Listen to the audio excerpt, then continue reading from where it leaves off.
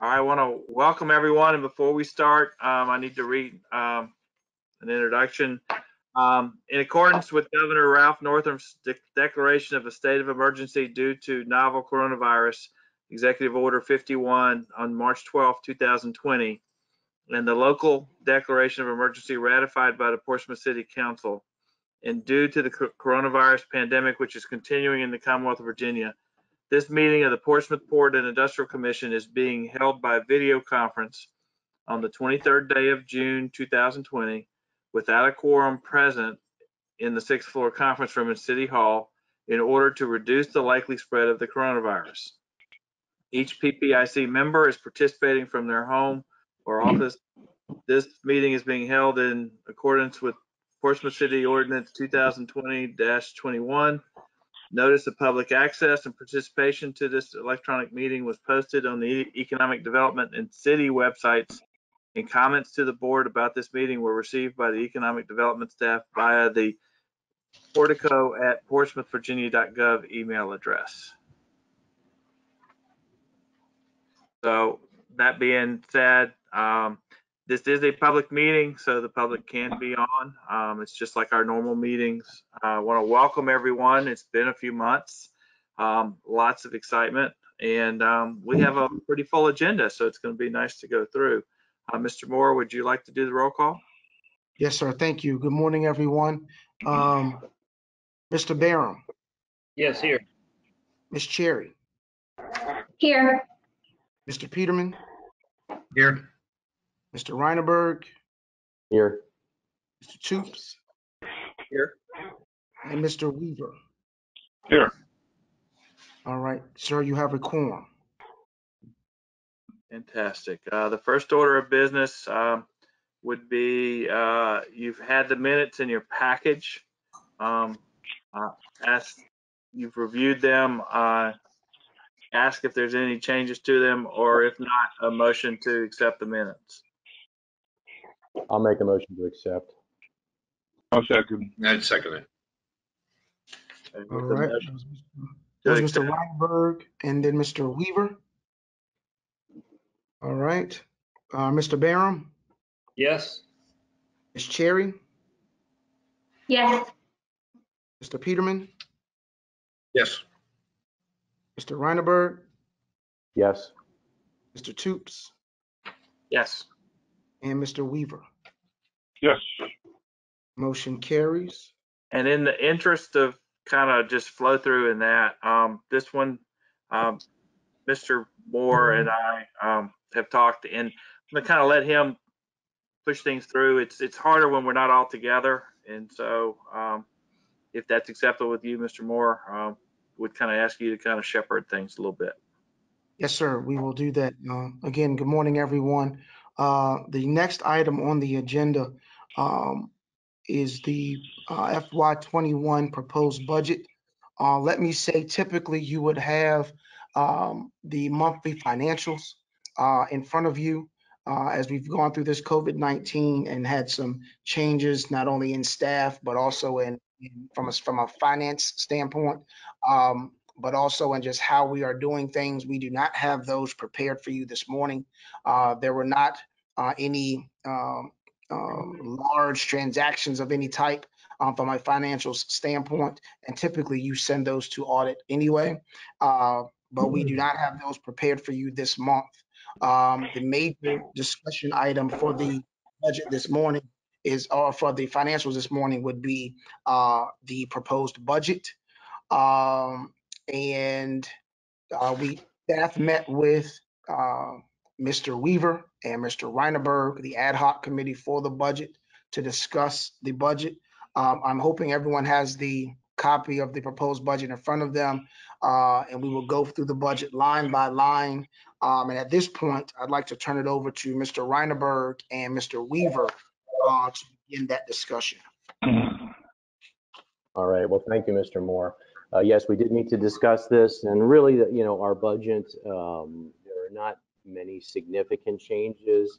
And if you look over the previous years, it's generally been about the same. But I guess we can go. Let's jump right into the spreadsheet that was provided, and I'll hit the highlights. If you notice under operating revenues, we did receive the Port Host Community Grant. So you'll see that 500,000 as a revenue, but then as you look down under expenses, you will see that Port Host Community Grant as an expense. So essentially, the PPIC is going to serve as a pass-through for that state money. So there's really no net gain or loss for us. Excuse me, on that. We're continuing over to carry over the Opportunity Fund and the industrial revenue bonds at the same numbers as the present year for operating revenues. Excuse me. Moving down into our expenses or projected expenses. We left contractual auditing at 6,500. Legal, the 10,000 is in anticipation of the sale of our properties. Hope, being optimistic saying that, and associated legal fees that will surely arise as part of that. Nothing else has really changed under our operating expenses. We've really kept it all the same as last year. Before I go any further, let me ask Mr. Weaver, did I miss anything? Do you have any comments? No, I mean, it's pretty straight. It's very straightforward, Grant. Okay. Yeah, exactly. I mean, this is pretty simple budget. Travel and training. We're carrying as a 1,000 for both. Anybody that wants to attend some of the training I had done in the past. So we're budgeting for training if you wanted to do that. And then down to excuse me. Down to our developmental properties that we're holding for resale. There's the legal at 10,000, contractual legal that we've carried over again. The maintenance, just we're carrying 2,000. And our utilities, we had a slight increase we're projecting in utilities cost. So really very little change from last year, other than you see that Port Host community money come in and go out. Further down, the one non-operating revenue, so the investment income, the 16,000, that's a change from last year. And yeah, that's, I mean, pretty simple, straightforward. Shouldn't be anything that that really is concerning and whatnot. I mean, our budget doesn't change very much from year to year. One comment and then a question. The comment is, I mean, the main thing that puts us into the negative are the two incentive grants, the PER properties and then the match for preferred freezer, and that's 120 of the total that we don't have flow through. And so assuming that happens, it looks like that's what's really making us kind of in the red. And that's to help move the city along and development along. So, I mean, that's what it looks like is the main thing. No, I agree. And I'll tell you that the PER properties, and we've talked about it before, we're carrying that as an anticipated expense.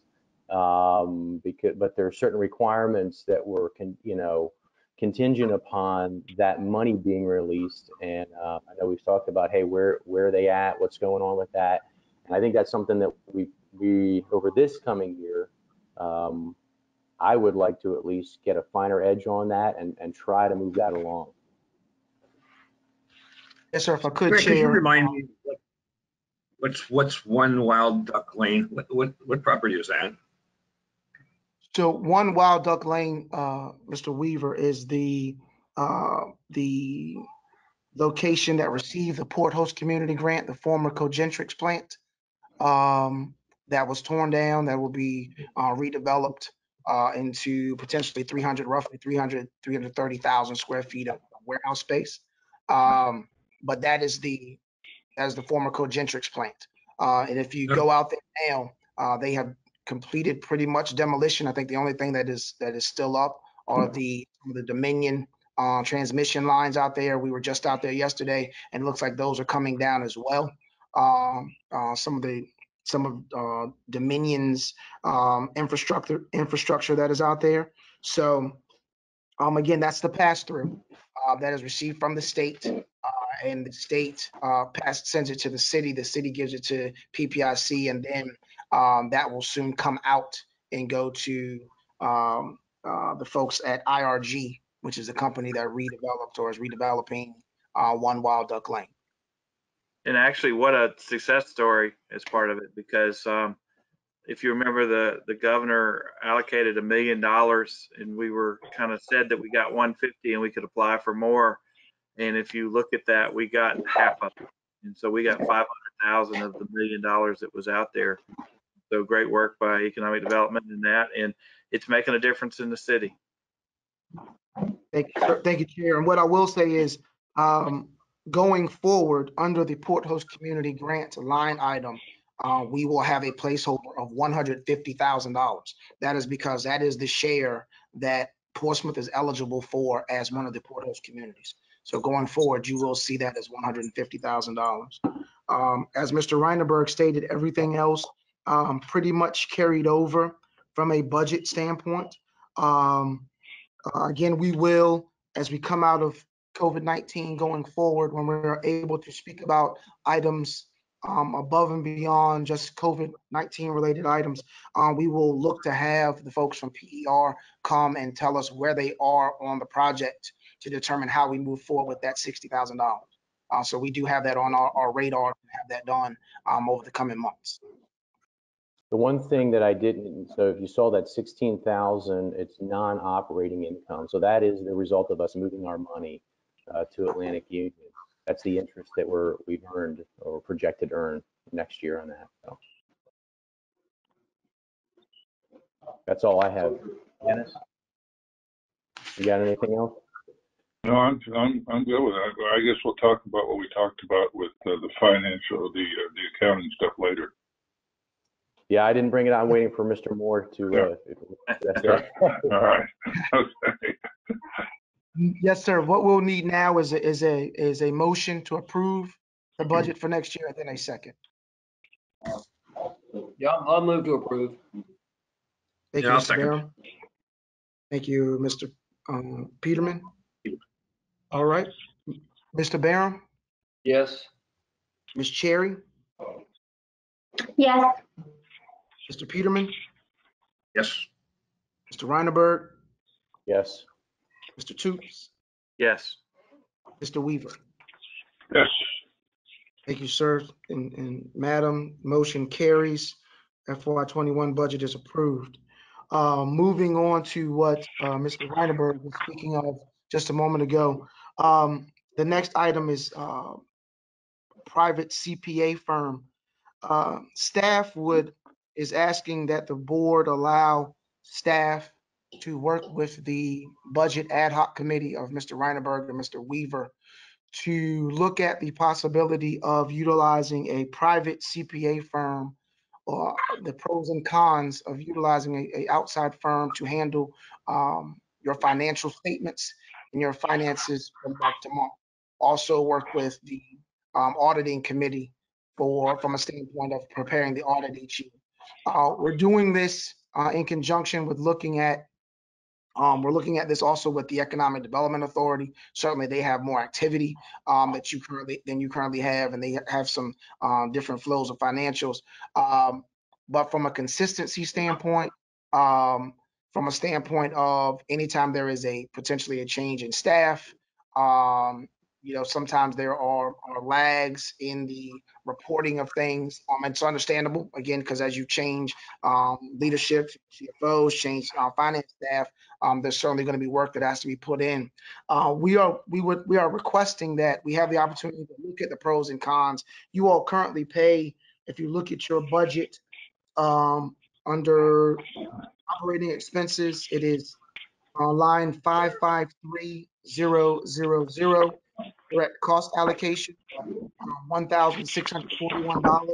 That is the amount that you pay finance for their time. In putting together the financials, working with the auditors, so on and so forth.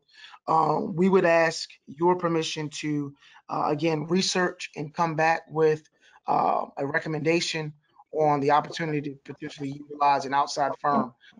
Most of the, if not all, except for us here in Portsmouth, most of the EDAs and port authorities utilize some type of outside firm.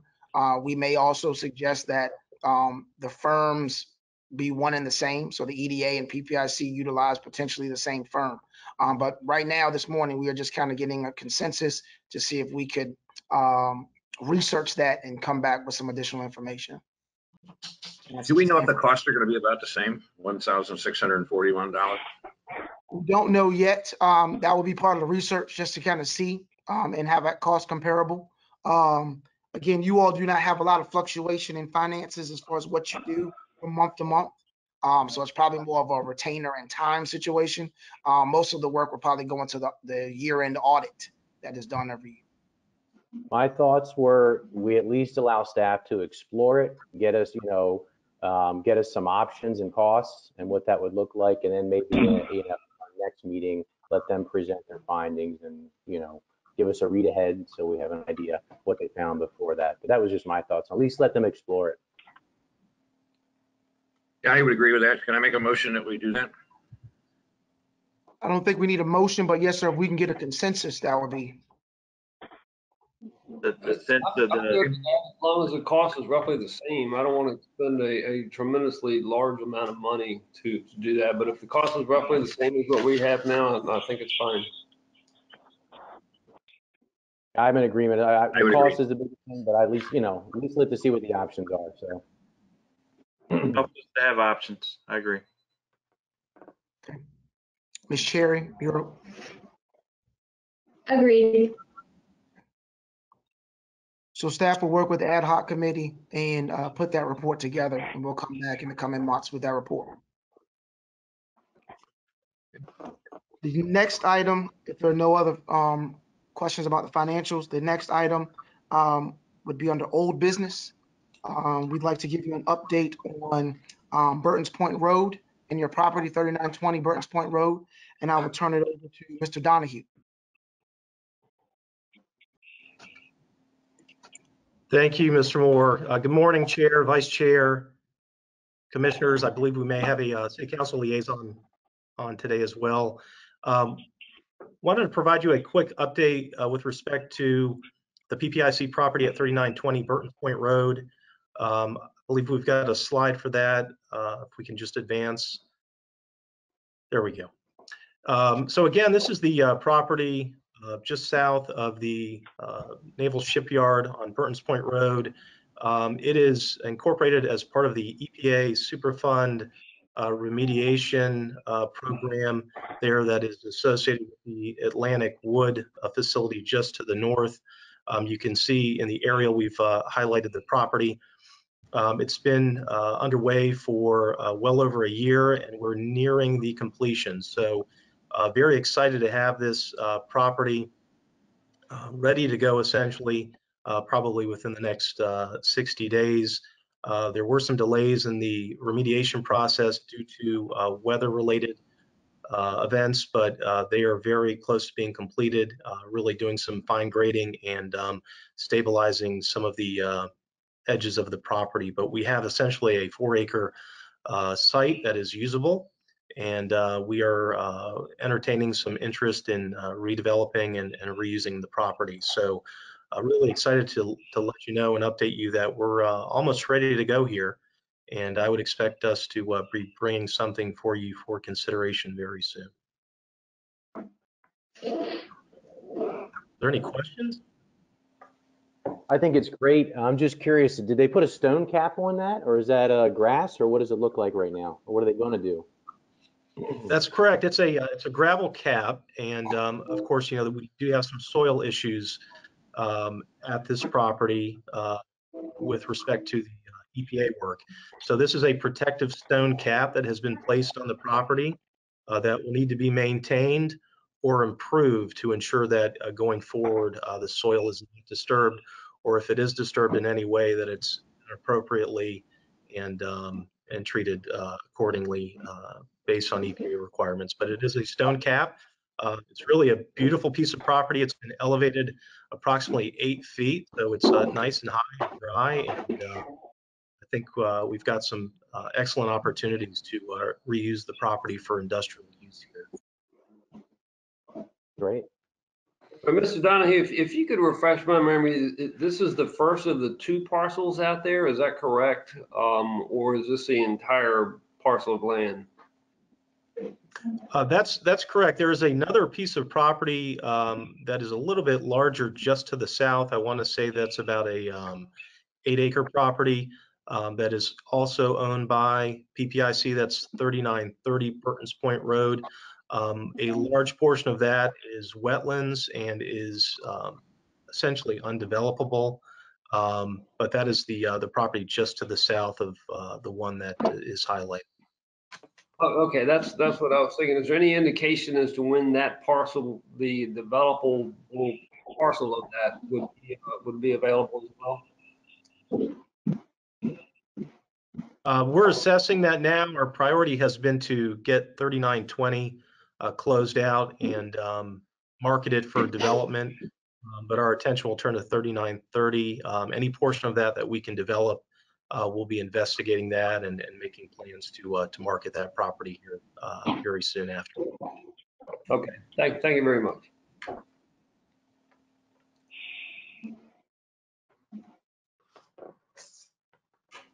Any additional questions? All right. Just wanted to again provide you an update. So we're excited about that, as Mr. Donahue stated, and we're hoping to wrap that up very soon and add some more money to the EDA's. The PPIC's coffers, if you will. The next item on the agenda is another update about Lineage Logistics, or what was previously referred to as Preferred Freezer. Mr. Donahue, I'll turn it back over to you. Thank you again, Robert. If we could advance to the next slide. Very excited to announce that there is construction activity occurring out at the Lineage Logistics site. Again, the former BASF property in the West Norfolk area of the city. Demolition activity is underway.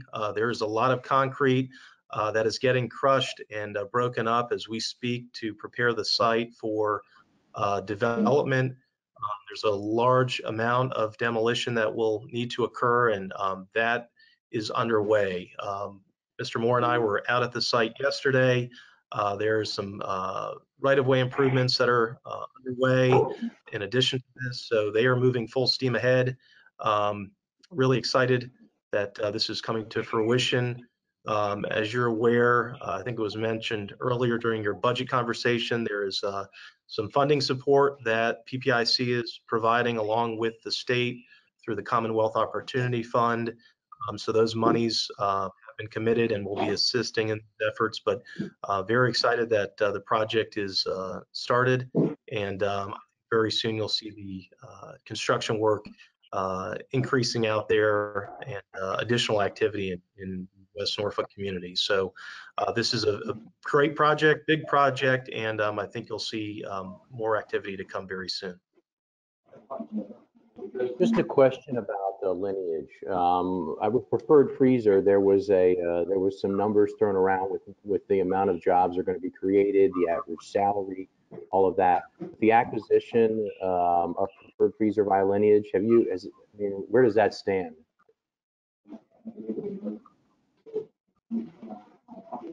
So, Mr. Reinberg, to answer your question, so Lineage has acquired Preferred Freezer. The numbers have not changed to this point. The numbers at this point, if they want to continue to utilize or obtain the Commonwealth Opportunity Fund, those numbers really can't change because they are based off of what they have stated. $60 million, 60 new jobs, $60,000, almost $60,000 average salary. Those numbers need to stay very close to that in order for them to realize and receive that money from the Commonwealth Opportunity Fund. A development agreement has been signed in order to make that happen or to formalize that. So we are looking forward to that continuing to be the same. But to this point, Nothing has changed. The only thing that has changed actually is potentially the size of the building. It actually may be a little bit taller because they're going to maximize this as much as possible. And then with COVID-19 really pointing the way and pointing to the fact that freezer and chill storage is what's really needed right now and needs to be addressed, then what will happen is um, they are looking to, again, maximize as much as they can. So the size of the facility may actually become greater. Thank you.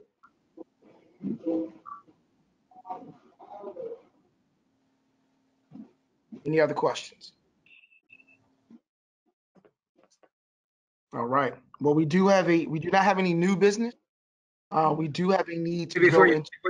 leave old business, if I could just give you an update on the underutilized property at Norfolk Naval Shipyard.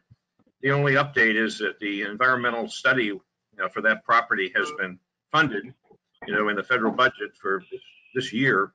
And so you can expect, and I think everybody knows that whether they can give it away or not depends on how much it costs to remediate it. So so at least it's funded. So that was step one. Step two will be then to evaluate the results of the environmental study before they proceed any further. So just want everybody to know that that's still moving along. Thank you, Mr. Peterman. Any other updates from the group? All right. Well, we do have a need to go into closed session. Mr. Peterman, I believe you have the motion. Yes.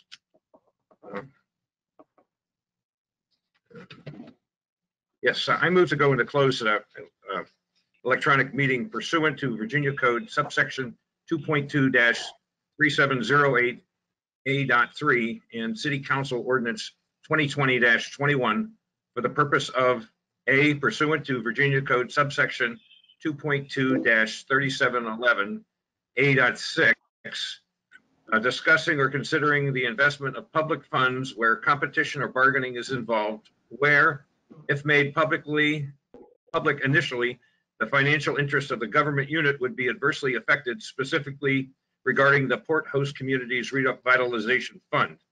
And B, pursuant to Virginia Code subsection 2.2-3711A-5, discussing a prospective business where no previous announcement has been made for the business's interest in locating its facilities in the community, specifically regarding Project Turbo. Thank you, Mr. Peterman. That's all I need to read right now, correct? Yes, sir. Thank you for that. We do need a second. I'll second. Thank you, Mr. Barham. All right, Mr. Barham, Yes. Ms. Cherry, Yes. Mr. Peterman, Yes. Mr. Peterman, thank you. Mr. Reinerberg, Yes. thank you. Mr. Yes. Toops Yes. and Mr. Weaver. Yes. All right, we are in closed session. So what you need to do is go out of this meeting, and then you should have received another link to go into closed session. And so we'll see you there.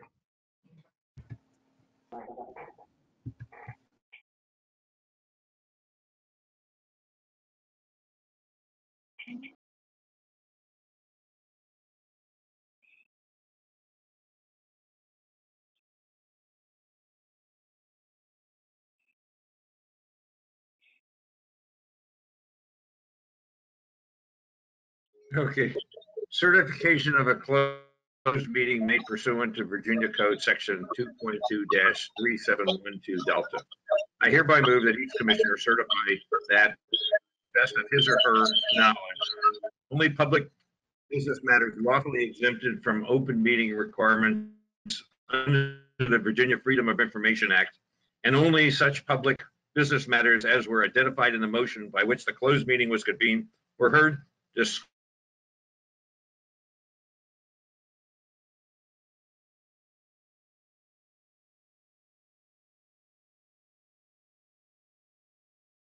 I think Mr. Peterman froze.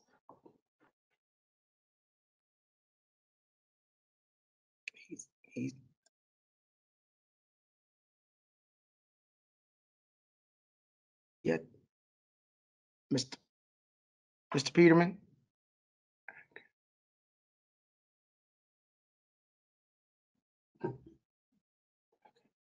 Can we get, well, when he come to vote, bring us back in the open. Mr. Peterman? He went offline. Okay, I think Mr. Peterman is offline. Mr. Donahue, do you have the, can you read that back in? You have it? I can, yes. Thank you. Certification of a closed meeting made pursuant to Virginia Code Section 2.2-3712D.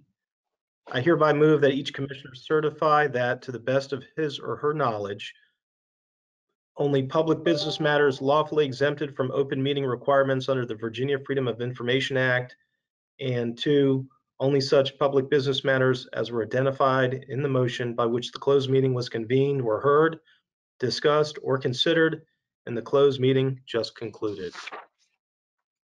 All right, Mr. Miller, for point of clarification, can we still vote, being that we kind of lost Mr. Peterman? Yes, you can go ahead and vote. You need someone to make the motion that Mr. Donahue just read and a second, and then you can vote. Roll call. Okay, I'll make the motion. Second. thank you, Mr. Barham. Thank you, Mr. Toops. All right, so roll call vote, Mr. Barham, Yes. Ms. Cherry, Yes. Mr. Peterman? No, I don't even know. Did Mr. Peterman jump back on? Still offline. Okay, Mr. Reineberg, Yes. Mr. Toops, Yes. Mr. Weaver. Yes. All right, so we are in open session. We do need to vote on the Port Host Community Grant. So we would need a motion and a second. I'll make a motion. I'll second. Okay. Mr. Weaver, thank you for the motion, and Mr. Barham for the second. Mr. Miller, point of clarification, do we need to write out, do we need to say exactly, do we need to word this a certain way with regards to? No, you don't. I believe the board was sent. I would just make clear that this is voting on the resolution that was sent to the board yesterday afternoon with all the blanks filled in from what was originally sent last Friday. And that should be sufficient.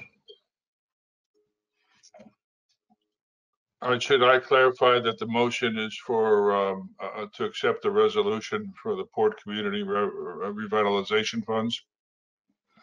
Well, I think the discussion we've had is sufficient to do that. So I think you can proceed to vote. Okay. All right. And again, that was motion by Mr. Weaver, second by Mr. Barham. So Mr. Barham, Yes. Ms. Cherry, Yes. Mr. Peterman by chance. I think he's still off. Mr. Reineberg, Yes. Mr. Toops, Yes. Mr. Weaver. Yes. All right, motion carries. Chair, I do not have any other matters to discuss this morning.